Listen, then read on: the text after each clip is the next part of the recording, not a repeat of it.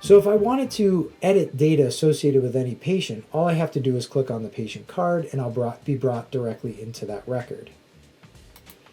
If I want to add a subject to the system, I can click on this icon wherever I see it in the platform.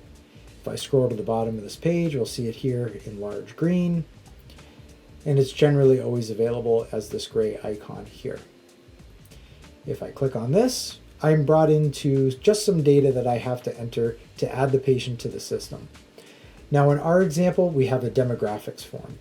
You do not need to fill out a demographics form as your initial touch point with entering data. This could be informed consent information, maybe the date and version, or anything else that you would like.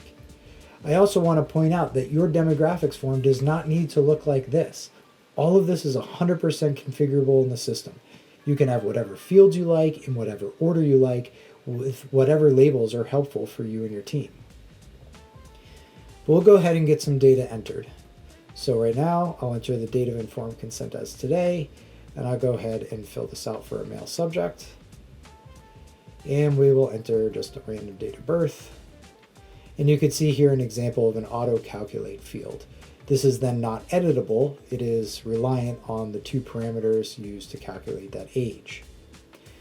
I'll also toggle female here, and you can see that you can have some additional questions which appear or disappear based on data that's being entered.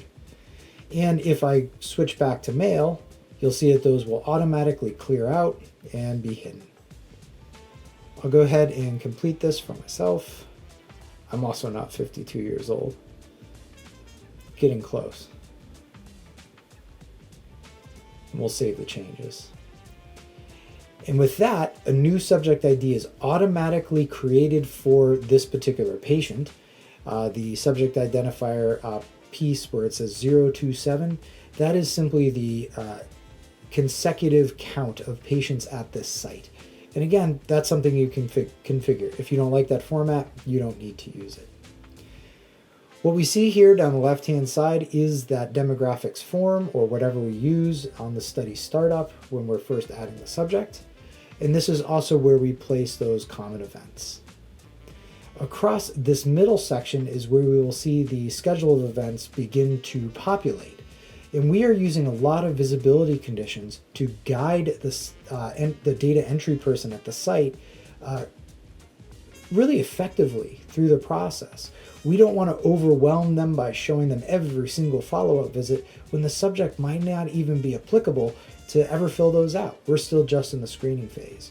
And of course, you don't have to do that. If you want to show all of your events right away, immediately upon subject creation, you can do that too. And that's somewhere where Viedoc really shines, is the customizability. So I'll go ahead and enter the start date as today. And when I do that, all of these forms become accessible to me, and I can edit and enter data. So simple additional examples, if I say yes to medical history, you will see that I get a pop-up help text reminding me to go ahead and complete some entry in my medical history log. If I say no, that help text can go away. Are you on any medications? If I say yes, same thing. I can have a configurable message that helps me out and reminds me to do some things. I'll save that change, and I'll go ahead and enter some medications. And let's just say I'm taking, Advil. That's what's being reported.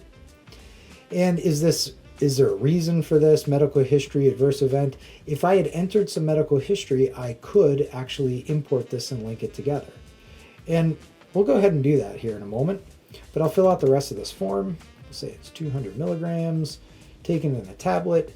We'll say it's twice daily, orally, and we started this, we'll just say a week ago, and that it's ongoing. When I save this, you'll see that something was just highlighted in red. Based on the data that I've input, this field is expected, and it's left highlighted with a missing data query on it. And that's great. I can exit the form and come back to this later if I would like. So I'm going to do that now. We'll go back to the check questions. We'll enter some medical history information. And this is a great example to show the Part 11 compliant piece of our system in that you have to provide a reason for change after the data is initially saved. So I'll say that this was a simple transcription error. I can click Ready and save that change. Now, just to highlight something very quickly, if I go back into that form, I'll see this number 2 here, indicating that this form has been saved twice. And if I click Show History, I do get the on-screen Part 11 compliant audit trail. This, of course, can be exported in CSV, Excel, but here it is very useful for your site users or your monitors so that they can see in one place the full history of changes on this form. Now I'll go ahead and enter some medical history, and we'll say, oh, just headaches. And we'll say it started about a week ago, and is it ongoing? For simplicity, we'll say yes. And I skipped over this a moment ago, but the common events pane allows me to see a population of these repeating events. I can add as many medical history terms as I need to, adverse events throughout the study, or concomitant medications. And if I open up my ConMeds, I can see that term Advil that still has that missing data point, and I can correct this now. I'll select the data, click Edit, and you'll see now that that medical history term headache can be linked to this medication. I could, of course, always select Other and not enter that information at all, and just specify. In this case, we'll go ahead and use this linkage feature. I'll click Save Changes, and that missing data query is automatically resolved. It's no longer applicable. We'll move on to the physical exam form. Again, this is an example. This is one of many ways to present this particular data collection piece in the system. You can do it any way you like. There's a multitude of standards out there. Many are using CDISC, CDASH, but not everyone. And we don't want to say you have to use only one standard. You can build your forms that way, but it's really up to you. So for simplicity, we're going to give me a pretty clean bill of health, save changes, and move on to vital signs. On this form, I do have a couple examples of some real-time edit checks that help you clean your data much faster. So let's see, we'll enter some data here, and let's do, I don't know, 76, 73. That's a pretty inaccurate count. These usually come out as even numbers. And I can see here that I already have a flag saying that the systolic blood pressure is not within the expected range.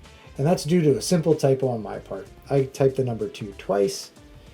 And I probably want to flag this for my data management team to say, yeah, let's get a better edit check in here. That's pretty low, a little bit disconcerting. So that's something I'll correct later on. But for now, we'll go ahead and enter 60, and I can save the change. Now you'll note that query will not be saved into the database itself because I haven't hit save yet. If I enter this again, I can save the changes, and the fact that this query exists is now recorded in the system. Now, if I make the change, I will need the reason for change, and you'll see that the query itself is automatically closed due to a data edit. It's no longer valid. The system's smart enough to close it. Now you can configure your edit checks so that they don't fire in real time like that and fire only upon save. And there's plenty of use cases where that might be a good idea. I'll go ahead and save changes, and we can move right on down with my data entry. Now in this study, I've made it so that I can advance even with incomplete forms to the next study, just because I want to show off what that looks like. So a simple control form here saying, yes, the subject is going to the next visit. If we were to say no, I would have an end of study form which would populate. In this case, we'll say yes, and now I can see my baseline visit. Much like before, we do need to initiate the visit, save the changes, and then start entering some data on the world's simplest eligibility form. And I can use visibility conditions to populate even more forms. So visibility conditions can be applied on your visit level, your form level, or your field level. It's a very, very useful tool to allow you to provide some excellent guidance for your studies or your site staff so that they know exactly what they do need to complete at any given time.